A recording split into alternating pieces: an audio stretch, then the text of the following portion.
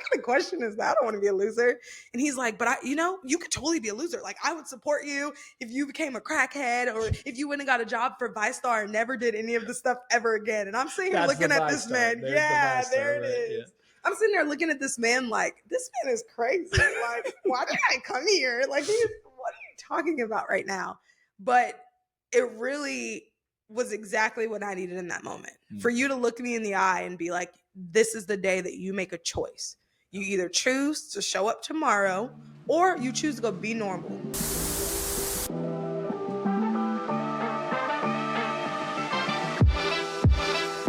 MyCORE is on a mission to be the world's most people-centric company. The purpose of this podcast is to get to the core of people. I'm your host, Nathan Bourne, and I invite you to join me as we deep dive into the personal and professional lives of our guests. We're going to learn who they are, why they exist, and what they do. We're going to hear their stories, the good, the bad, and the ugly. In other words, we're going to talk to some really cool people. Welcome to the MyCORE podcast.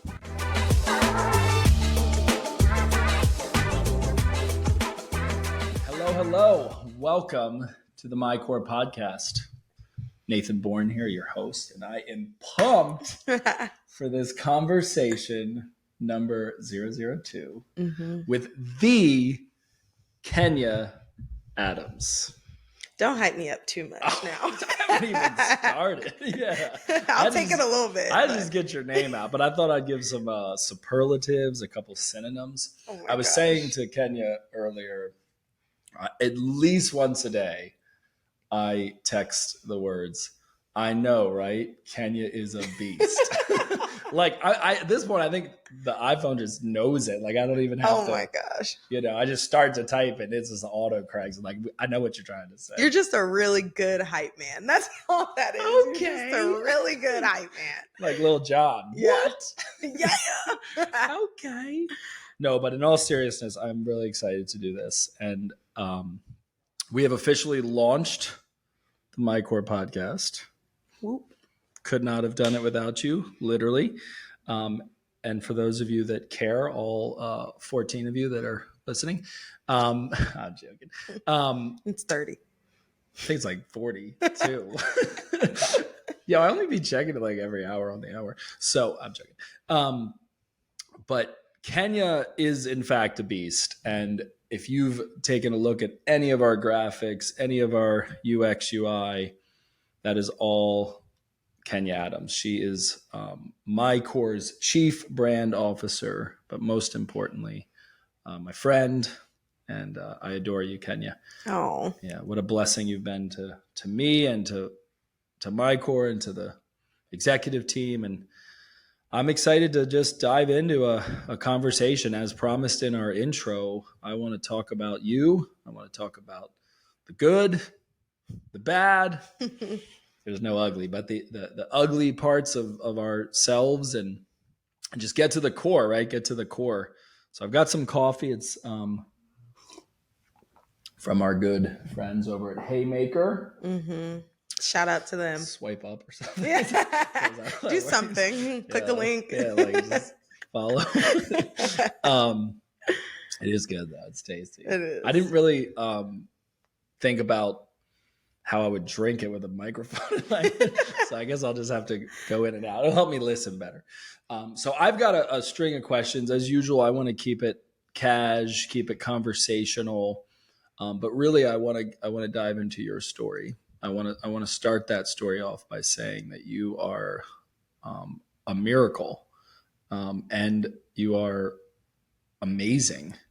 So when we get into it, and I know it's touchy, and I've gotten your permission to go there.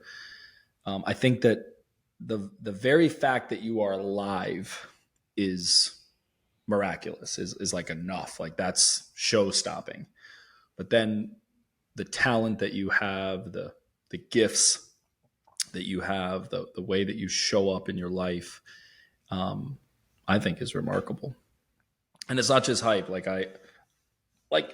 I don't like people that much. like yes, MyCORE's mission is to be the world's most people-centric company. What that really means is that Like I'm fascinated by people. I'm fascinated by this thing called life and the human condition, the human experience. It's not hunky dory. Yeah. So I don't let's. like people either, but I don't like people who don't like people. That's That's a good way to put it. Yeah. I don't like people, but I don't like people that don't like Yeah, people. those are the worst kind of people. Right. Like, Yeah. and people be like, I'm not a people person. Well, like, what kind of person are you?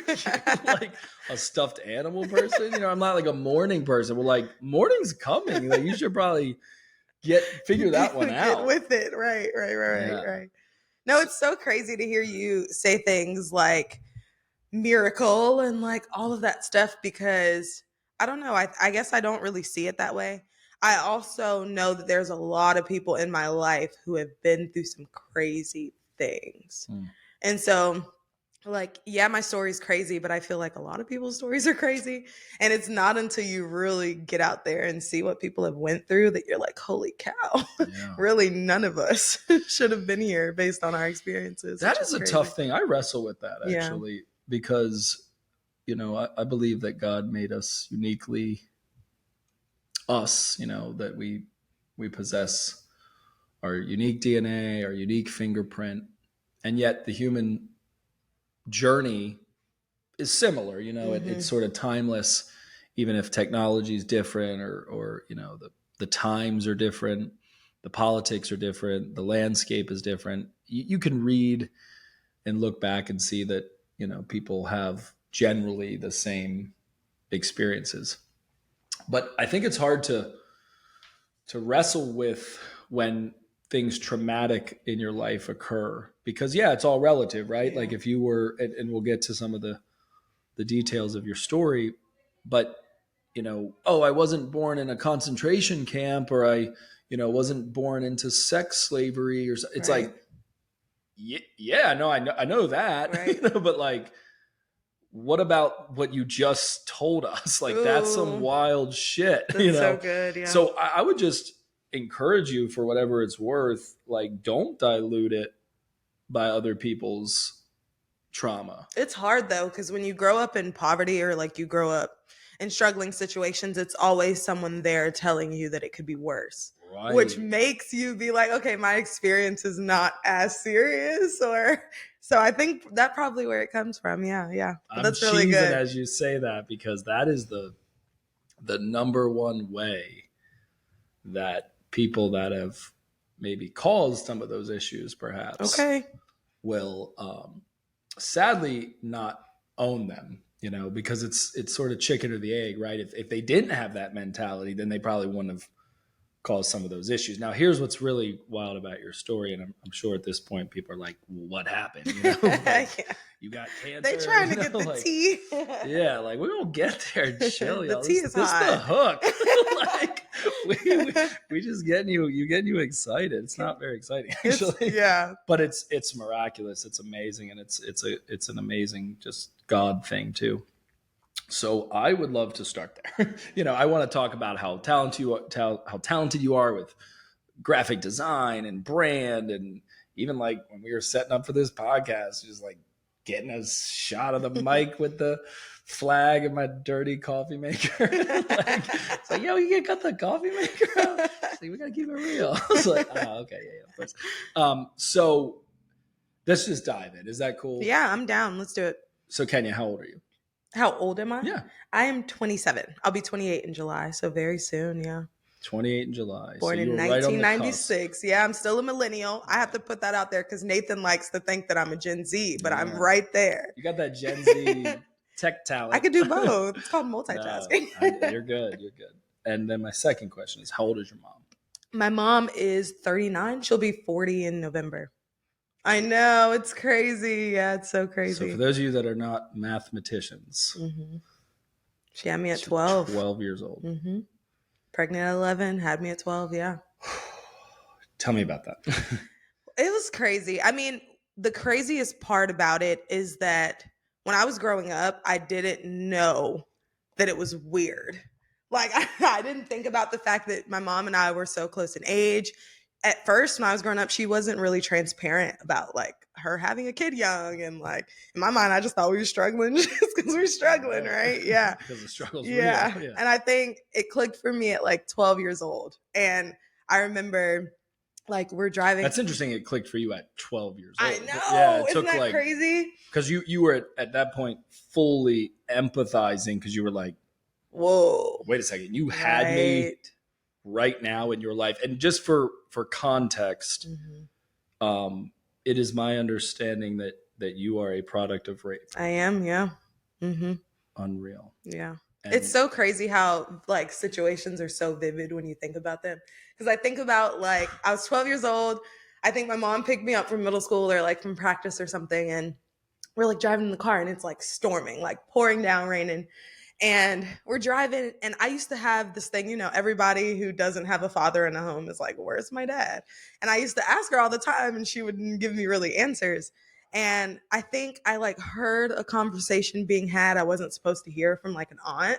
So the entire time, like for months, I was like, okay, I feel like something's happening. They didn't tell me about it. Where's my dad? So we're in this car, it's pouring down, raining, and I just decided to ask my mom, like, what happened? yeah, like You're really young. Something's what's not going clicking, on right? here? My Yeah. friends look at me crazy when they see you. They think you're my sister. Like, it's just weird. Like, where's my dad?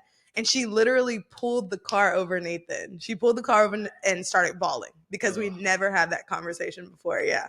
And that was like such a turning point. And then everything clicked. for yeah. years, she probably knew it was a matter of time. Like, right, she's probably putting it off, and going like, eventually I will have to have this conversation. And that was the moment. That like was the moment. Side of the road, rain pouring. coming down. I think like a hurricane. It was storming so bad. Like she probably needed to pull over anyway because it was raining so bad. Right. But yeah, and we're just sitting in the car and she's crying and explaining and God, I don't know that I'm gonna be able to get through that. It's probably need to get tissues on. Stop it. No crying today. Well, my daughter Amelia is 11 years old. Yeah.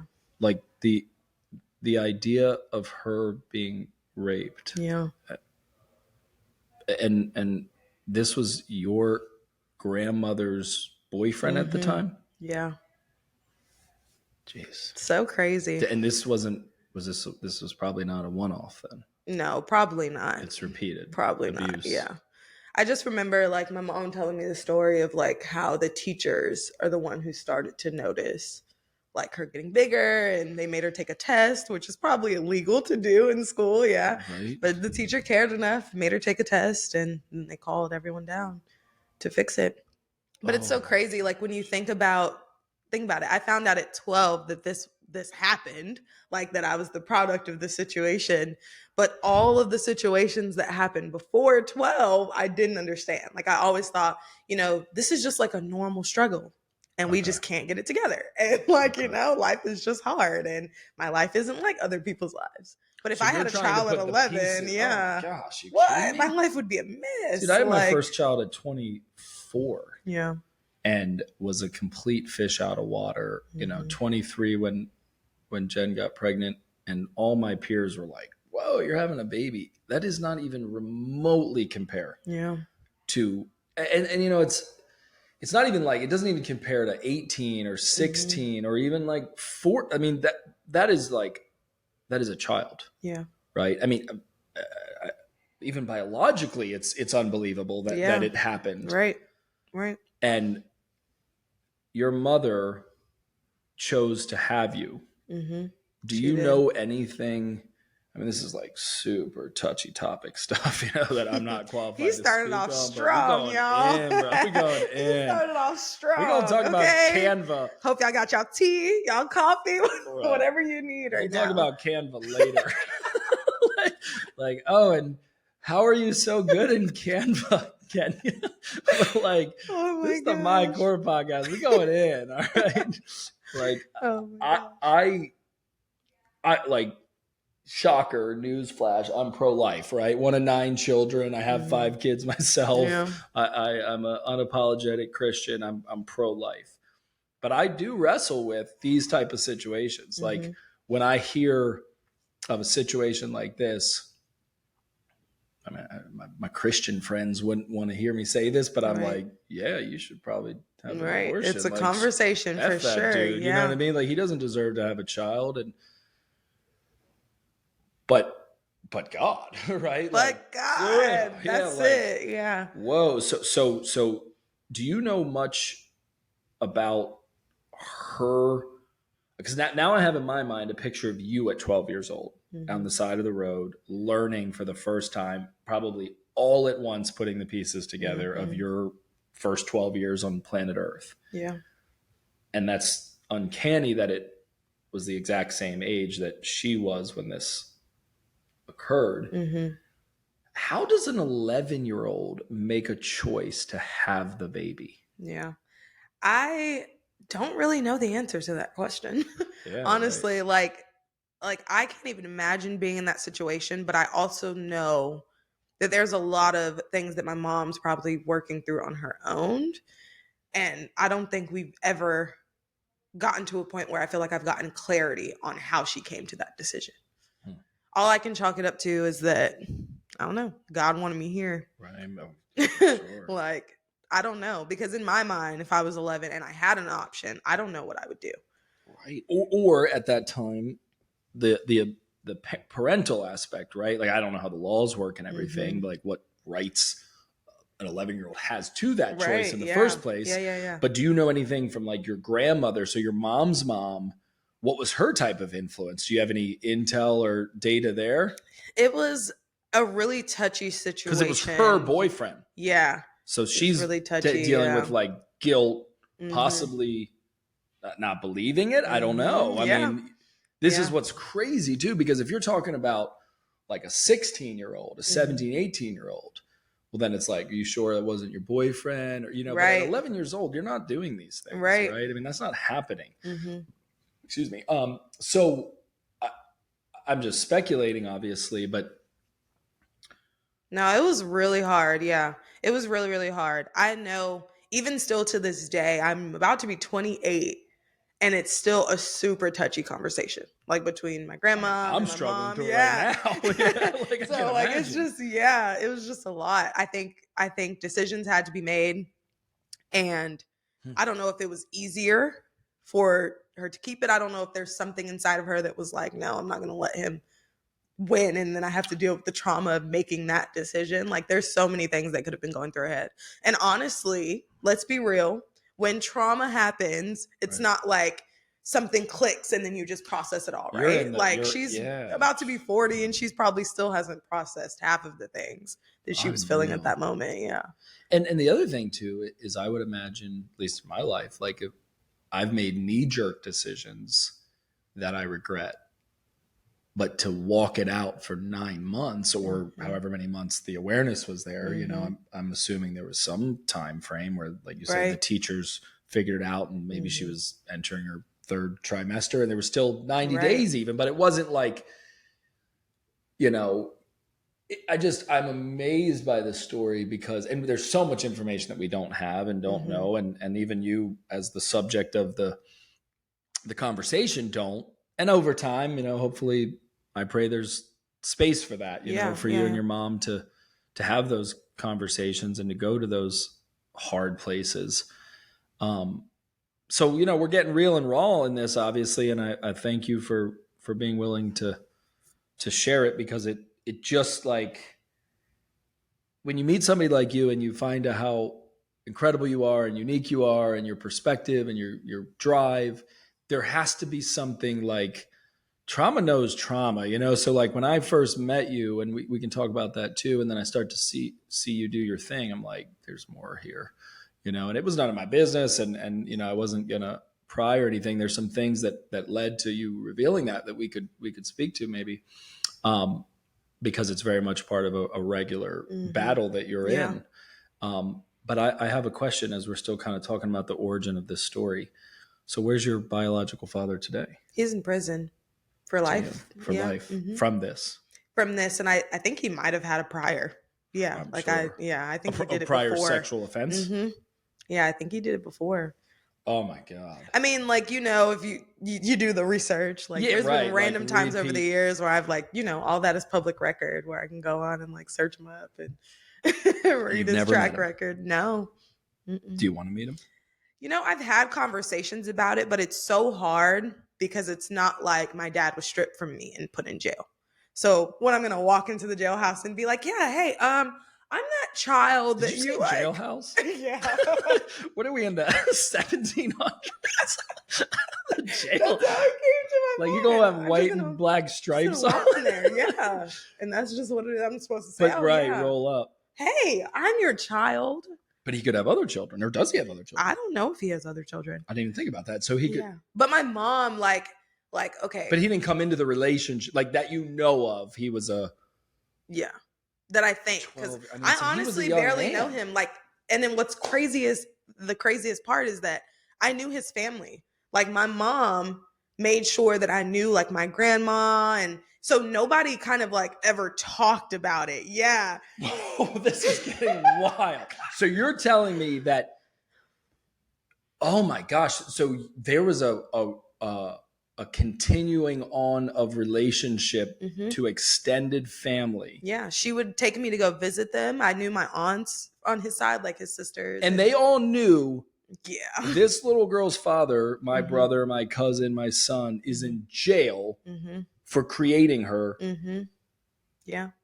But was that like just completely demented, or was that like assumingly trying to just keep you around kin and around family? I don't think they were trying to cover up what he was doing. It wasn't Okay. a situation where it was like, we're just gonna keep her around. I really genuinely think that they wanted a relationship because they knew the situation.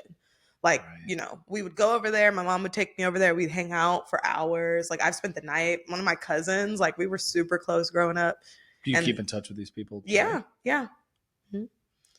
Wow. I know, Like- it's crazy. Like Yeah. I thought I knew. Like I was going into this with like I think I got most of the story. Yeah. I'll just revisit all the things I know. Yeah.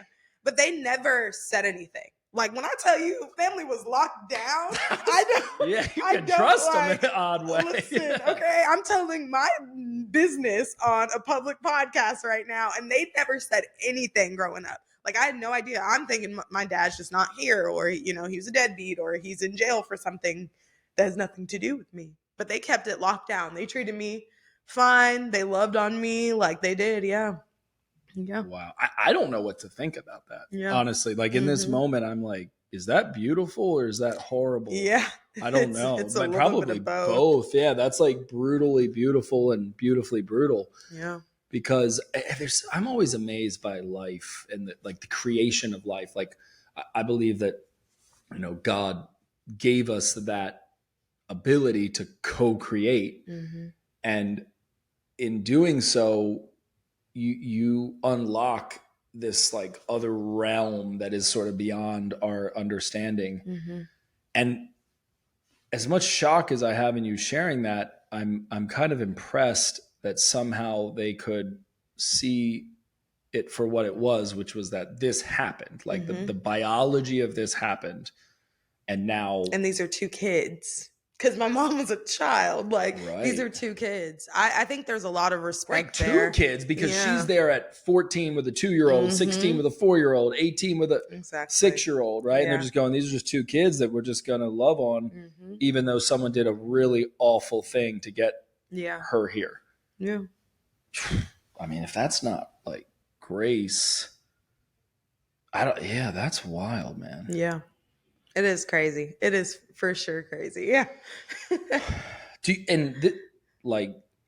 know anyone else that is like this? Like, is there, have you met other people that like, oh yeah, me too? Is there like a me too to this? Like ditto? I feel know. like there's not a lot of yo Tombians. Like this is like No, I don't wildly think so. unique, right? Yeah, I'm trying to think if I ever came across anyone. No, I don't. See, I don't think there's so, moments yeah. I'm talking about with relativity, because like I'm listening to your story and I think about like how many times we had to move, and Mm-hmm. I'm like, I just had to move a lot, like, and there's like a bunch of other shit too, Yeah, there's a bunch of other stuff. but like yeah. it's relative, right? It's the world that you navigate, and I think there's other components to it, like being born a female, being born black, being born, I'm a white male. Like, it just doesn't get any easier than that, So I've had my struggles and my challenges, but I've been able to step into some privileges that come with that physical makeup. Yeah. So you're dealing with like crazy trauma, like from the onset. What really is sin, right? At the most basic level.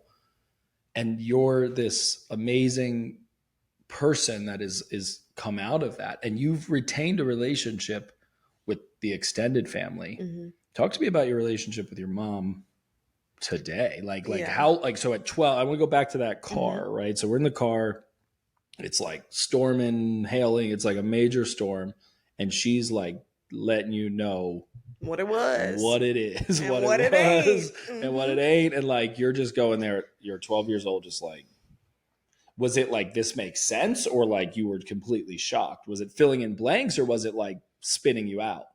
I think like it was making sense. It wasn't like I was in total shock because, like I said, I had heard something that I wasn't supposed to hear that made me be like, okay, I need to be a little more curious about this. I want to know, someone tell me.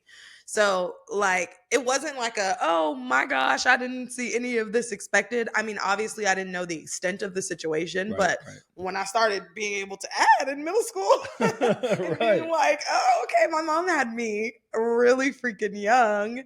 And I don't know. It's so crazy. And did your mom do like mom things? Like, was it like PTA and she comes in like 18? Yeah, like, no. Okay. No, not at all. No. But it's like a really weird dynamic. I tell people, Like, hell no. I tell people my mom and I grew up together. Like, if they, like now, sisters. Exactly. As an adult now, I can be like, okay, now I understand the reason that she made decisions and like why things happened the way they did. But as a kid, I was that person. Like, why won't my mom come on field trips? And like, but she was struggling. So, And so did she live with her mom, continued on? Like at what point? A little bit, but we were homeless a little bit. Like, I mean, things happen. Like, you were a little bit homeless, or you were homeless for a short amount of time? How are you be a little bit homeless? That's like being a little bit pregnant. Like, you either are or you aren't. No, maybe it's a trip. like the lights only came on a little bit. Oh my gosh! Like, trust me, if you call the power company. Like, I remember staying in shelters. Okay, I remember when she got a car. Yeah, stayed in the car. Sleeping in cars, homeless shelters. Yeah. Like The Pursuit of Happiness. Like, you've seen that movie. Like that. Yeah, exactly. Yeah. So you were in tow with your mom, and what age are you and she at in like some of those seasons? I think like baby, or like no, I was like going, like, I remember getting off the school bus as a young kid, and I would it sounds so crazy now because I'm like, dude, I never thought about this. Now you're asking me, get my mind thinking. But I remember like getting off the school bus and like waiting for the school bus to drive away, or walking really slow because I didn't want anyone to know I was walking to the shelter up the street. So like, it's just so crazy like how all of that played out. But yeah, and no one really knew. It's not, you just don't tell people your business. That's not really what you do. But I want to say, like, I know we were homeless a little bit when I was really young, like before school. And then I remember maybe like seven. Yeah. I mean, I would imagine too that with the hustle and bustle of life, here's the other thing that's remarkable, Kenya. We're not talking to you at like 57. This is not that long ago. Yeah. Like, I mean, if you were to put this in years, like what year it was, this is like in the early 2000s, right? Yeah. So like, I'm like in high school. I graduated in 2006. I'm like going to class, and this is your life. It's weird to think like the things that I was doing and you were doing, and then now like the things we're doing together. That's wild, to me, to think that that's like a real thing, as in like a timeline or a time lapse. Now, your grandmother, your mom's mom, where was she in all this? You would think she would have kept her close. Was there then conflict? Yeah, I can't imagine how hard that was to navigate. But like, did your mom like dip, like, I'm out of here, or was your mom? No, I think there was some tension, like some fighting back and forth. And you have to think about it though. Like my mom is technically still a child, but now she's a child raising a child. There's going to be conflict in the way that you're raising your child and in the decisions that you're making or about the situation itself. It was touchy. Like you knew the guy. It's not like it was a random guy on the street who did that, right? So I obviously cannot speak for them and like what they were thinking. I can only like share what I saw. And there was just a lot of conflict.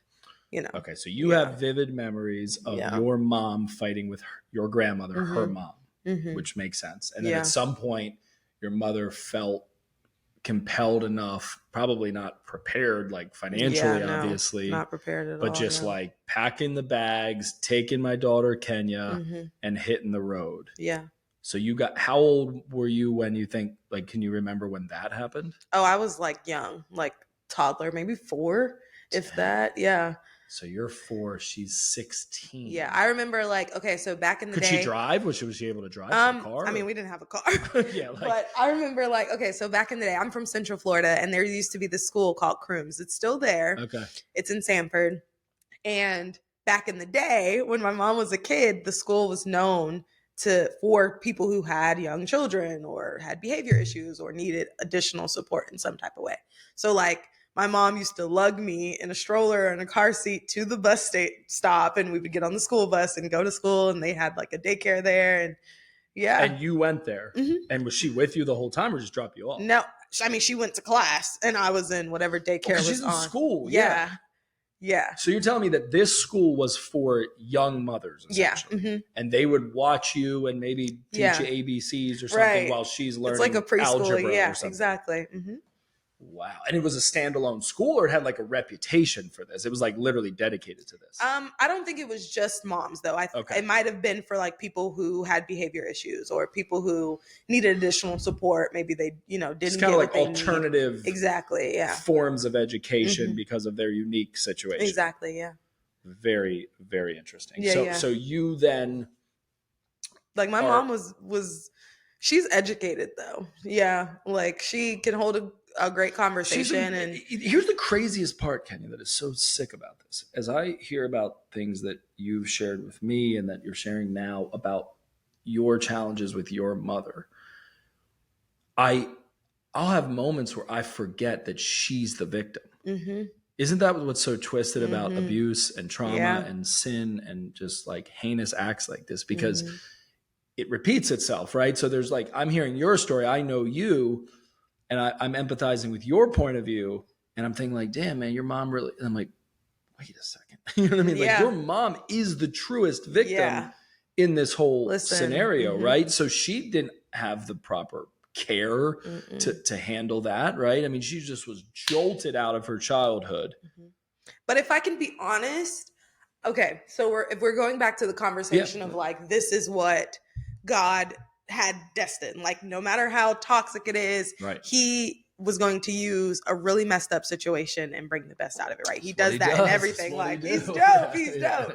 So when I think about that, it's like really interesting because like obviously growing up, trauma, living in poverty, struggling, like it just was a lot on my mom too. And obviously I would be like, yeah, I wish that I had a different childhood or the way that I raised was differently. But when I think about it, I don't think that I would have some of my characteristics if I didn't see my mom go through what she went through.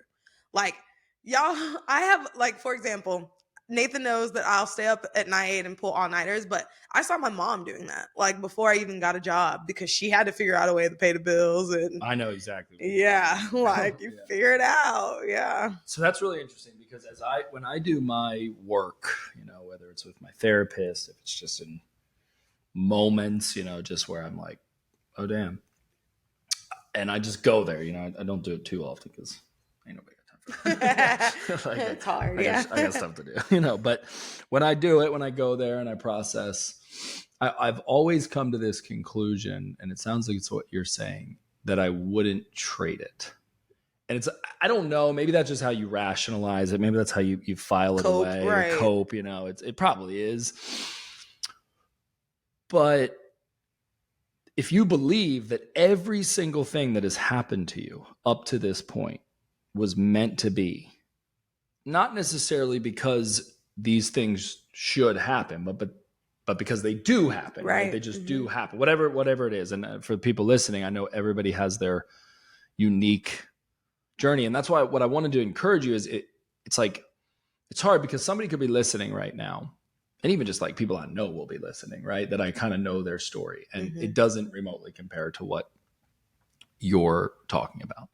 But that doesn't discount what they've been through, right? Because for whatever reason, and we can't entirely understand this, that wasn't their destiny. That wasn't their plan. And it also wasn't their purpose, like how they show up in the world and bring value and impact and affect their family and their children and their community.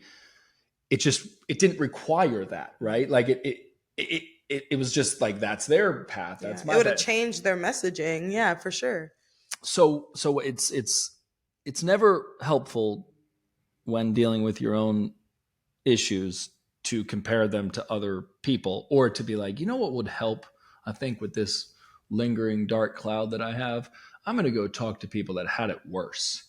Like, that doesn't work. It does. I mean, you can have an attitude of gratitude, and that's always helpful to be like, man, we live in America, and isn't it nice to have running water compared to kids in Africa? Or, isn't it nice that we have these freedoms and liberties? That's awesome. That should just be like a constant. But yet, uniquely to us, we are given more than we can handle, I believe. And we hear that a lot, right? That God will never give you more than you can handle. It's like, not true. Like, he will give you way more than you can handle, so that you need him to shoulder it with you, right? Like, if you could preach. Okay, I see where we're going. Okay. Yeah. But half the listeners like, oh, I didn't know this was that kind of podcast. No, but it just, I'm speaking from the heart here, because I would encourage people that if you can handle all your shit right now, and this goes with hustle culture too. It's why I hate it, because I'm like, it's all self-reliance. It's all based on, you can get up at 4 a.m. and you can have less caloric intake and you can make more money and you need to grind. And it's like, bro, you're missing the whole point, which is that you can't do it. First and foremost, you definitely can't do it without God, and you definitely can't do it without other people. So like, even if you don't want to spiritualize it or put it through a lens that we do as believers, like, build a team at nothing else. You know what I mean? Get into community, get into fellowship, because this rugged individualism of, I got this, is not sustainable. It's just not. And I watch it. You can see people pop off with their energy that seems like it's going to just be this amazing thing, and just give it time. They all burn out every single time because they're not in fellowship. They don't have the proper flow, sort of vertically and horizontally. Right. I'm digressing, but what I'm wanting to speak to here, and just keep like pushing in on this, if you're game to, is that you get to wake up every day and be Kenya Adams. And that's pretty dope, right? Like I would imagine that you interact with other people, you see other people, I'm not going to put words in your mouth, but what I think you were kind of saying was, I meet other people, and because they haven't had the path that I've had, or overcome the things that I've had to overcome, most of which was just the cards that were dealt to you, right? It's not like you made bad choices and you're trying to recover from them. That's some people's stories, but rather you were born into this, right? You were born into this scenario, and you had to navigate it, you had to overcome it, and through that, character was built, and these qualities were built, and then these talents were unearthed, and now at 27 years old, you get to possess all of them. Like, you've earned those badges. Not that they're something you want to walk around with too much and be like, look at me, I'm this or I'm that, and you're not. But I think everybody has to reckon with who they are, and recognize that they don't get a full choice over that. They get like maybe half of the deal, right? Because you could be a crackhead right now. I mean, yeah. Like a full-blown crackhead, and everyone would be like, Well, that makes sense. Like Yeah. that's about right for you to be, bless their heart, but like right here in downtown Jacksonville, that could be Kenya Mhm. Adams. You could be strung out and be like, hey, what's your story? Be like, oh, my mom, 12 Right. years old. And you'd be like, man, I'm so sorry. Can I buy you lunch? Right. Right. So there's got to be some things that happened and some people that came along the way. Listen, okay. Because what I want to know is like, your mom got something right. And from what I gather, she either like got you around an environment, put you near it. Like you got fringe to like some healthy, Yeah. normal stuff. And then that developed you. Talk to me a little bit about that, right? So we've got this moment, you're 12 years old. We've kind of gone around into some of the craziness, but how did you become this person in like 15 years, right? This isn't like a lifetime of rehabilitation and development. Like you're killing it right now. I know you carry this stuff every day, obviously, but you're like super capable as a human being right now. You're putting so many things into perspective for me because I never like think about it that way. Like I never think about where I should be if somebody else was in this situation, or even think about the things that may be lingering from how I was raised or the trauma that I went through. So it's just like really eye-opening to even have this conversation, because it's like, whoa, I never really thought about what strategically was put in place in order for me not to be screwed up in the head. Like just, but when I think, I would say that it's a balance for sure between who my mom was. She got her flaws. All parents do, whether you want to admit it or not. Right, of course. The struggle is hard, Myself right? included, yeah, for right. sure. So I'm wondering how I'm screwing up my kids right now. yeah, like that's why I ain't had none yet. I'm scared. smart. Listen, I'm Take scared. your pimp time. Okay. Yeah. Let's see. If you get one at 35, maybe, possibly, might not. I don't know. I'm okay with being the rich auntie too. I think Right. I think that's okay too. But no, I if I had to think about like how things played out the way they did, I would say it was a really good balance between what God put in my mom and then what she put me in or put me around. Like so you're kind of talking nature versus nurture, right? Right, Because right, there's right. a certain nature that your mother had and has that is good quality, right? I mean, and remember, like, I don't think anyone put a gun to her head. I don't know. We couldn't know. But at some point, she probably made a choice, right? Was like, I'll have the baby, like, or even just did. Like, she physically did it. You know what I mean? So there's like a crazy resilience that would have to be built through that. And it came through, right? Like, as a kid or a baby, per se, being born to a 12-year-old, I didn't know any of that stuff. I don't see resilience in those moments. Yes, she had them, but I wasn't old enough to see it, right? All I'm knowing is, am I getting fed?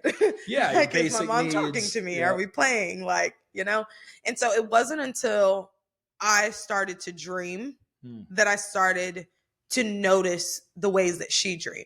Like, for example, my mom, like, even though we were struggling, she's had an Etsy shop or an eBay shop since the beginning of time. Literally. She's like OG Etsy. Literally. Like, it was like actually Etsy? I think it was eBay. Okay, yeah, eBay. So eBay, yeah. So she would like, go to Goodwill or like repurpose things and then try to sell them. She still does it right now. Like, does she have the creative side, like the artist side? Bro, I'm gonna have to show you some stuff. Okay. So I just remember, like, for example, this is a quick story. In high school, my mom like wanted to do her YouTube thing, right? Like, I'm telling you, like, she put all that stuff in me, but she wanted to do this YouTube thing. And obviously she's still young, but it's a different level of tech advancement that comes with that. So she would have me like edit all the videos and stuff, right? Oh, this is so and good. We used to do whole freaking skits on YouTube for different products, and like she would play different roles, and like one part she's wearing a wig and being an old lady, another part she's like really sassy. And so like that junk was hard. And she didn't blow up. She didn't blow up on YouTube. She didn't make a whole bunch of money from eBay. Right. Like, she just grinded it out. She just kept trying. Like, and I think that's why, like, when people be like, girl, I don't know how you don't sleep. I'm like, I watched my mom do it, and she didn't have a choice, right? Like, she didn't have a choice. She woke up every day and went to a job, came home and worked all night. Good. And like, yeah, I suffered the consequences of her not being as present, but like I saw the things that she dreamed about doing, and she just didn't have the means to do them. So I feel like I can't stop until I get what I want. Like I just, This is yeah, rich. This yeah. is good. So the balance that I was referring to, so seeing that in her, like the little things that she would do and the ways that she would try and fail and then try and then fail, right? And then she also made it a point to put me in situations that made me really freaking uncomfortable. Like, you know, like I grew up in the projects. Like you could have sent me to the most ghetto school and I could have been like sitting there. No, she put me on a bus and had to fill out an application for me to go to a really nice school in a really nice neighborhood that I didn't belong in, literally. So like my middle school. By the way, we talked about this episode is gonna go a lot longer. Like, no, like we're going. I don't even know where we're at. Y'all can, if you got something to do, just go. Like, do you, boo boo? But I've got questions. like for somebody that like to talk a lot, I got questions today. I'm just gonna sit here and ask. Yeah, no, going. I mean I could go on for days. This is a so two-part good. or something. Let me like go in on something real quick, because have you read the book Outliers? Mm-mm. Okay. So Outliers is one of my favorite books. It's written by one of my favorite authors. I might have it. I have his other books, Malcolm Gladwell. And what he speaks to in this book is the unique life events that the greatest people of our time, the outliers, the people that are off the chart, have. And it kind of debunks this like larger than life, or, you know, this person was born with genius. It's essentially saying, hey, if every single thing, every detail wasn't like perfectly orchestrated the way it was, Bill Gates wouldn't be Bill Gates. This hockey team wouldn't have had the results that it had. And one of the kind of nuggets from this book that you've probably heard, you know, and it kind of goes around, is this idea around 10,000 hours, that it takes 10,000 hours to master anything, right? Whether that's a sport, a craft. I mean, I will have to podcast for 10,000 hours to be like an absolute pro.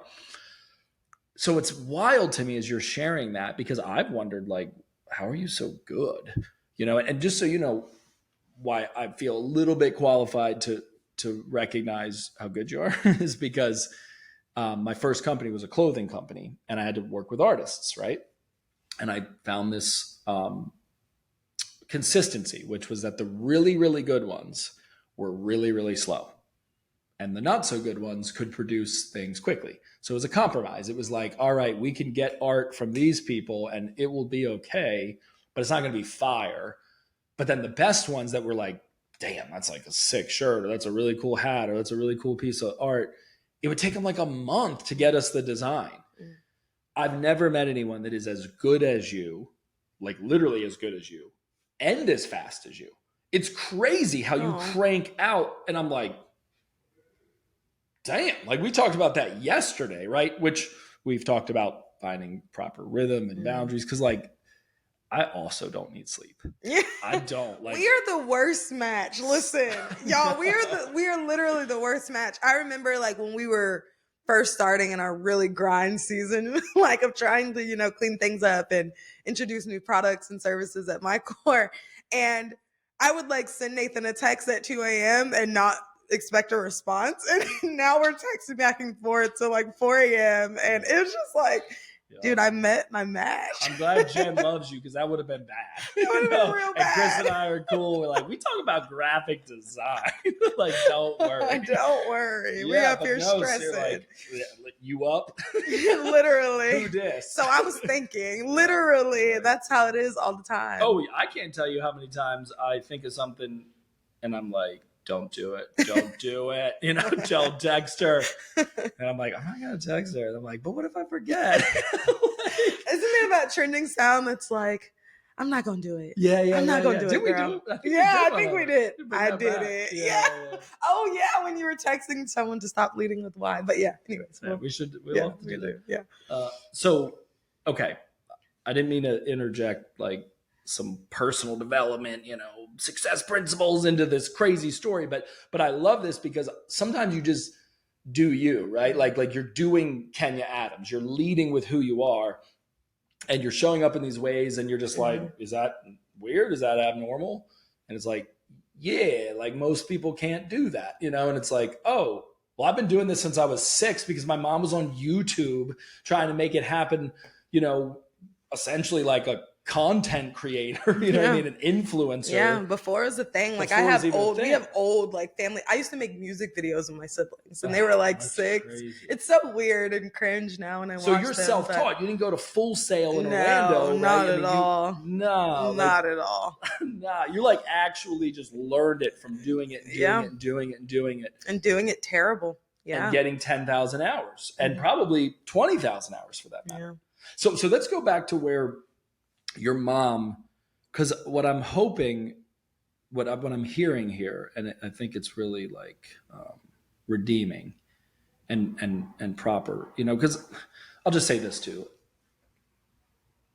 It's hard, I think, as millennials, since you're in the club. I'm 35. I'll be 36 in October, and so naturally, a lot of my peers are in that kind of age range in their 30s, and it's a kind of a weird age to be because you're not old, but you're not young, right? And you've got a good chunk of life. You're probably about a third through, and so we've got perspective, and many of us are parents, and we're processing right now things that our parents did like just wrong, like flat out, right?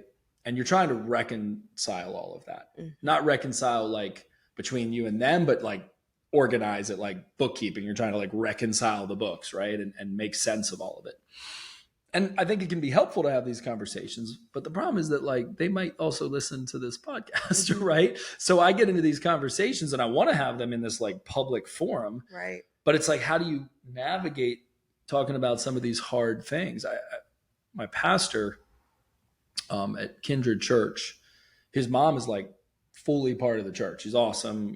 Jen's really connected with her. And he said something on Sunday. It was like light. It wasn't like heavy duty, but it was definitely like, my mom raised me this way and it probably wasn't the best thing kind of thing. And I'm like, well, damn, like you just called her out right now. Like she's right there, and I was like, I wonder how she feels in this moment, and my mom is part of the company and I struggle with things that I probably want to go in on and talk about. So it's just an interesting moment because we're not talking about things that were that long ago, especially for you, right? And you're still interfacing with your mom. She's not even 40 yet, right? And you have other siblings at this point. You have 2 brothers and a sister. 2 brothers and a sister, right? And they're younger. You're the oldest. So let's go back to where your mom. So I guess what my punchline there was is that I want to make sure if I get into these types of conversations that I'm honoring the good parts of that, but keeping it real about the shit that's shitty, right? And I think hopefully we can find that balance. So your mom made a decision clearly to do the hard thing, which was to get you in the environment. So she sort of knew her nature enough to know, like, I'm going to grind, I'm going to hustle, I'm having this baby, you know what, I'm moving out, like I'm making this happen. And I can't actually make this happen. So I need to put her in these environments. But I bet that probably felt at times like abandonment, right? I mean, for sure. Right? Yeah. Like she probably like, did you feel like she was dishing you off on the church and the school? Oh, for sure. Okay. I mean, talk to me about that. Like, it's so crazy because I didn't grow up in church at all. Like, I love me some Jesus now, but I didn't grow up in church at all. My family didn't grow up in church. We were not church people. Like, you kind of knew who Jesus and God was. You hear it sometimes if you go to a friend's house type of thing. Right. And we were staying in this like apartment complex and there was like this bus and I had never seen the bus. I don't know. This is how God worked. I don't know. I've never seen this bus before. I doubt my mom has ever seen it before this moment. There's like this bus rolling around the neighborhood. My mom decides them one random Sunday to stop them and ask them, like, is this a church? Like, what are you doing? Why is kids getting on the bus, right? And they basically say, oh, we pick kids up on the church bus and we take them to church and then we bring them back. Do you have any kids that want to go? And she's like, yeah, I want my Sundays free. Literally. Right. So she's like, you guys are going to church. And But you she know, didn't go. No, she never went. She never went with us. Yeah. Like your whole life, she never went. No, she never attended church with me. No. But sent you off. Mm-hmm. On And the my bus. siblings. Yep. Wow. Yeah. And that's how you came to know. Oh, the yeah. Lord. Yeah. And things fell into place, y'all. It's so crazy how divine it is, because this church bus rolls up. My mom asked them about it. They're like, next week, we're going to come pick up your kids. She's like, all right, bet. Sundays, I'm cool. She's like, right. Like, let's go. She counted down the days. Right. And I'm old enough. I was 14. So I was 14 when this happened. So I'm freshman in high school. And I'm old enough to like get my siblings ready and be ready. It's not like she needs to like parent me in that way anymore. And so she comes in and she's like, you're going to church. And I'm like, all right, I guess we're going to church. Mom ain't really giving me no choice. You know, Right. Parents don't ask no questions. Right. Like, you just do what they want you going to do. church, Right. Yeah. So the first day, and this is how God works, the first day that we went to church, they went skating. Now, I don't, we ain't have money like that. So like extracurricular activities wasn't a thing. So, like ice skating, like roller no, like skating? roller skating. Like, you need, yeah. like inline roller skates. Listen, but we got the rent. They rented us. What? We were lit. Just like just We tripping. were so lit. I fell so many times that day, but yeah, man. and it was so cool. I was like, I've only been to the skating rink like a couple of times, maybe for somebody's birthday. Like, it was so much fun. And like, best day ever. Me and my siblings are trying to skate, falling everywhere. I'm like, they're giving out candy on the bus. I'm like, this is the best trip. We going to church every week. Oh, this is precious. This Literally. Is But God, I feel like set that up. He set it up to Right. reel me in, because I didn't know anything about church. That was the hook. It wasn't appealing. The times that I did visit, I'm like, this is what the hype is about. Yeah. Like, so he literally reeled me in. And I was stuck ever since. We went every week. I started working on the church bus, and like, I got saved that same year. Yeah, it was crazy. Oh, God is cool, man. He's a cool dude. I love how custom he is. Mm-hmm. Like, I try to not do cookie cutter things in my life, whether it's the way I sort of set up this little studio or dress or business, whatever. I like customization. Mm-hmm. And I'm reminded in the creative process that God's no different. He didn't create like the Truman Show. He created I like love that movie. this beautifully orchestrated but also organic, flawed, fallen world that we live in. And to think that at 14 years old, the hook, the custom fit for you was something that your life hadn't afforded you up to that point, Mm-hmm. right? Which was extracurriculars. Right, exactly. Yeah, that's so I went cool. from like, oh, I'm going to church, this is weird, to maybe like 6 months in, me and my son, this is so cheesy, because like 14-year-olds now, they think they're so freaking cool. Back then, I was a nerd, and I wore neon freaking clothes. You were doing and TikTok dances. bro, so weird. I was so Mid-dress, cringe. yeah. So cringe. I was also very sheltered, so cringe. And I went from like being confused about like, okay, what is this church thing about, to us literally having church sessions in the room. Like, we lived in our bedrooms, like, small house. My mom was stressed, And your mom's not part of this. No, we literally used to, like, I used to preach to my siblings, and I would make them preach, and we'd sing. You're taking preacher practice turns. Okay, we were lit. Okay, we were so lit. Good. So fired up because we went skating. But yeah, it was so crazy. So the situations school you like went that. to and the church you went to, they were in nice areas. They were in Yeah. like normal, Mhm. semi-affluent. Yeah. Like, I mean, and they still have the church part was great. They still had their struggles, but you have to keep in mind, like, I grew up in the hood. Like, I grew up in the projects. Right. It's not too many white people walking All around. right, I got there. an important question. Yeah. Was this white church or was this black It church? was a predominantly white church, yeah. Because that's a difference. Yeah, there's a huge difference, yeah. I grew up going to both, but we, for years, went to black church. Mm-hmm. And black church, that ain't Sunday service. That's just Sunday. That's It's all just the day. whole day. The whole day. Think you leaving at 12? Right. It turns into like a talent show by the end of it, right? So you were actually not only a fish out of water in these environments from like a socioeconomic standpoint and a lifestyle standpoint, and like just what normal to them was not normal to you. Absolutely. Yeah. There's a race factor here. You Oh, were yeah. around white people Oh, most of the yeah. time, and then you went back to the projects. Was that predominantly Black there, or was it mixed It was white and Black. Black? Okay, it was Yeah. It was, that's why I said, like, it had its struggles, right? Like, which every situation does. There's no equal balance that you can find in situations like that. But she sent me to this predominantly white school. There was like 8 Black people in the whole school for middle school, literally. Like, we would nod at each other, like walking. You kind of just keep like each for other's real, back. Seriously. like you kind of like, what's up? I got that you. was like my first real taste of real racism. Like, So you were treated poorly. Oh yeah, but it sucked because I went to the school and I talked well, and then I'd go home and now I'm being bullied because, you know, I'm a white girl trapped in a Black girl's body. This is the Oreo thing you're telling me about. Yeah. So it was like, Damn. it was really weird, and like I'm grateful for it because, you know, I can play my part in all situations. But yeah, it was hard. It was really, really hard. Yeah. So you can weave in and out. Yeah. I'm interested to hear your perspective, because you were kind of weaved in and out too, like on the opposite side of the spectrum. You were around a lot of Black people too. How was that for you? How It's did funny that because as we've you? gotten to know each other, and I like can be myself around you, I'll say things that I know you're like especially if you're like, how do you know that? Right. Like, I know, don't worry. Like, I know.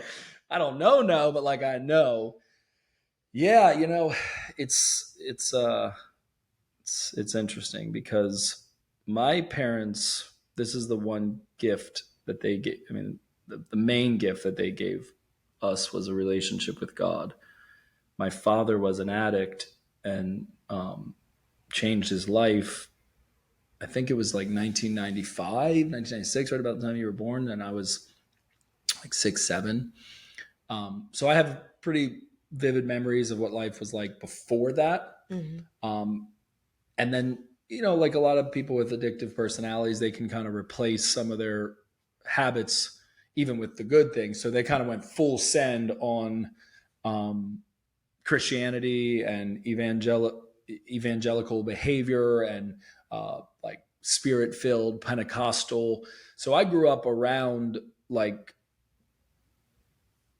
some radical environments around church. It wasn't just like go in and do the service and pass the plate. It was like trench work, you know, of being around people that were drug addicts or that were homeless. And the line was always a little gray as to whether we were like serving the community and helping out, or we were kind of like also eating the food, you know, that like, so it was just sort of gray, you know? So I think I was just like around people, and people were around our family.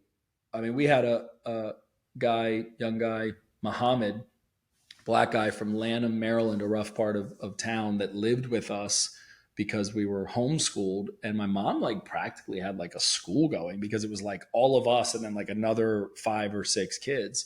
It's a pretty wild story. I won't go too detailed into it now, but we ended up at one point moving up to New Hampshire because my dad's a soccer phenom and my older siblings were really, really good. And this kid, Muhammad, was like amazingly good. He went on to play professional soccer, and would be at our house all the time, spend the night, spend like extended periods of time. And we were going to go up to this soccer camp in New Hampshire that my dad was coaching. And we were just going to kind of take like a little family vacay. They said, hey, there's extra dorm rooms, like just bring up the family. And he was really bummed. I remember my dad drove him home to his family and then drove back with him. And this is one of those moments that are wild because he was supposed to drop him off and the Bourne family were going to go up and come back, and then, you know, we'd see you back. But I guess he was so bummed that we were going that my dad just made a decision and said, well, why don't you come with us, you know, and asked his parents, and he came. We ended up moving to New Hampshire. They got full scholarships to one of the most prestigious prep schools, New Hampton Prep School in New Hampton, New Hampshire. And Muhammad graduated from that school, went on to play college soccer, went on to play professional soccer. The trajectory of his life was forever different because Yeah. my dad said, why don't you just come with us? Right. It's crazy, right? So we lived with a black guy, you know what I Yeah. mean? Like in our home. It wasn't just like, oh, I saw him at church and I heard him say some things and Right. there's one word I can't say, but I learned the other ones. You know, it was like integrated, like Yeah. fully into our lives, you know? So it's kind of interesting for me. We joked about this with, I don't even know if there's like a word for this, but I think I call it like reverse prejudice or Oh, yeah. whatever it is. Yeah. I was like, it's messed up. The struggle's real. Like I go into a bank and they're like, sir, come on in. Would you like to open up a credit card and buy get a loan? And I'm like, don't judge me. I'm broke, bro. You don't know me. It's like, it's hard. Everyone acting like you rich. That's messed up. Yeah. That's just messed up. Treat me all good and shit. Just like, how dare you assume that I have an 800 like, I got a credit 580. Like, don't look at me. Oh my god! I mean, my bread's up now. But it wasn't that. You think every pretty man got money? That was kind of my story because I went to an Ivy League school and I'm around, you know, a lot of affluence. I'm around a lot of, you know, prep school kids that just kind of had privilege. I mean, like, yeah, you know, call it white privilege or not, just privilege. And I looked the part. So I was athletic. I'm not the worst looking person, you know, so it's kind of like I fit in. I looked the part. And in some ways, I actually excelled beyond what they were doing. But back home, I'm dealing with, you know, maybe the electricity's on, maybe it's not. Maybe, you know, my dad's going to pop off today. Maybe he's not. You know, maybe there's a homeless person sleeping on the couch. So it's like interesting to weave in and out of those worlds, right? And I think you and I connect on that on a very unique and deep level. I mean, I think we'll probably eventually have to do our own podcast. You know the title. I think it's going to be called Not Everything's Black and White with Kenya and Nathan.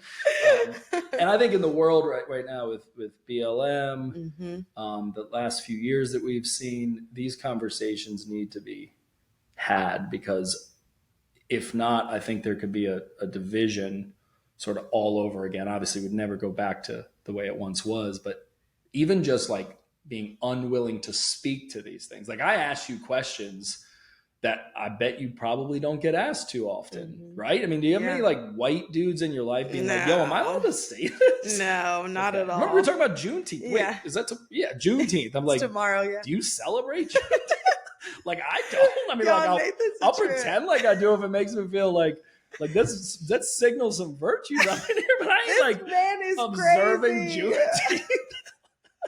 He is crazy. But I think that's what makes our relationship so unique and just genuine. Because ever since I met you, I was like, this is the craziest white boy I've ever met. Like, this white boy is on another level. Like, listen. White boy, that's the way to say it. No, for real. But it was an adjustment, like Matt, sure. Like, I know that tomorrow, 19th of June, like, a lot of my friends will be posting about Juneteenth. And I'm not talking about my black friends. I'm talking about my white friends. They line their ass off about their celebration and observation. If they were given a pop quiz of 3 questions, what is Juneteenth? They would fail miserably. Oh my gosh. But they gonna post that black square. You already know. Yeah, they were like, oh, Juneteenth. Please. It's so crazy. So anyway, we have these crazy conversations. Obviously, I'm a little bit off the wall, but I think it's unique that you're able to live in both of these worlds. And I would imagine that the tension, here's something I think you and I probably have in common. Like me, I have a side of me that is hood, a side of me that's white trash. That's a side of me of that like is struggle. Low class, just kind of the struggle, right?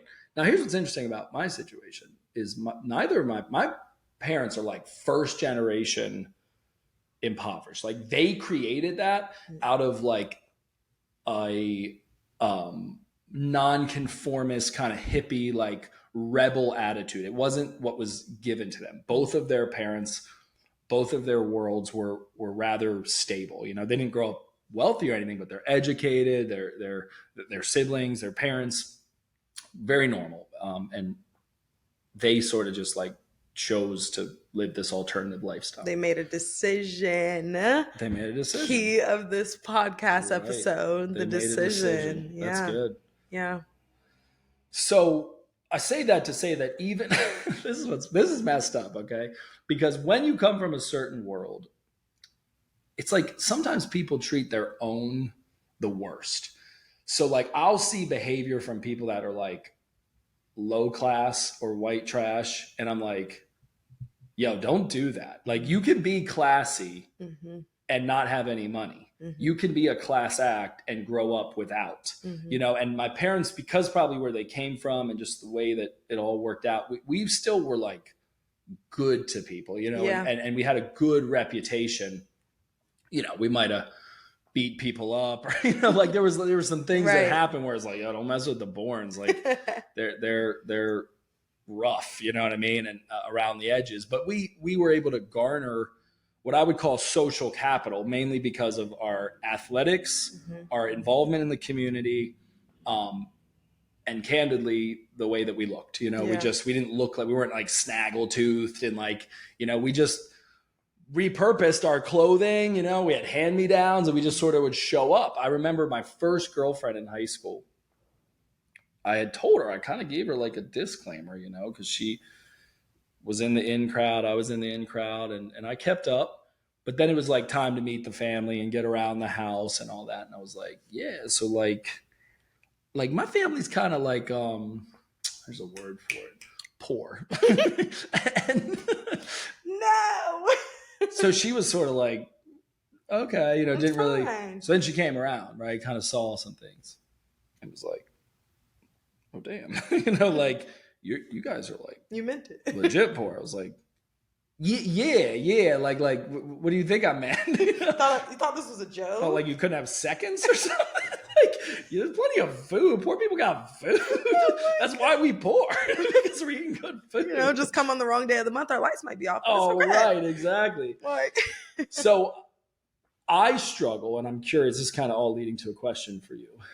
I can't really exist in either of these worlds. So when I go to the country club, I'm like, these people, you know what I mean? Like, y'all don't even know. It's hard. Yeah. And then when I go to the other side of it, I'm like, these people, no, like y'all. So I struggle because I feel like I can't fully exist in either of these worlds. Absolutely. Can you relate to that? Absolutely. And I think that's why God brought us together.